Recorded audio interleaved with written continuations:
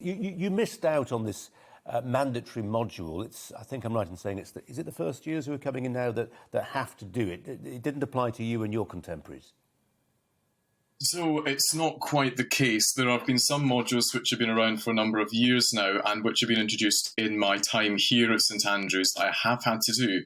The newest one, however, that insinuates that all students must accept some sort of responsibility for unconscious bias and causing harm to others thereby is something which is new to me and something which I'm quite ashamed of for an institution which, as you said, is so venerable and which has topped the charts in quite a number of university rankings in the last few months. Top of the Good University Guide, which is a measurement of student experience, isn't it? I mean, I just wonder with all these things, we had a not dissimilar situation at Kent University, 4-hour test there for people asked to investigate their own white privilege and all the rest of it. There must be somebody who just says, look, I really want to come to this university. I'm going to have a lot of fun and it'd be great, great time, great degree, but I'm not doing this. I'm just not going to sit this. If that means I don't matriculate, then fine. Don't let me in, but I'm not doing this guff.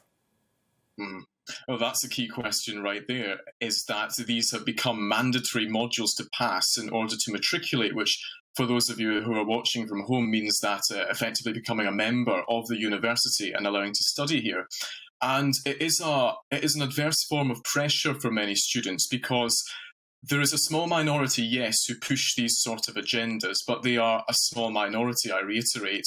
There are many students, many of my friends, many people I know, even many who have got different political opinions or stances who are very much against this form of almost indoctrination that's going on. The problem is that being such a renowned university now and being a place where many students across the globe want to go, there are many who simply do not want the hassle of having to contact the university's administrative systems and people involved in that in order to bypass these, which is becoming increasingly difficult. St Andrews has a very long history of religious intoleration and criticisms of other beliefs, and we have the initials of people like George Wishart and Patrick Hamilton on the pavements outside our historic buildings, who were put up against the autos de fe, or the sort of inquisitorial branches of the church in the medieval times, and were burned at the stake for their beliefs. And if there's any symbol that should remind us of the importance of freedom of speech,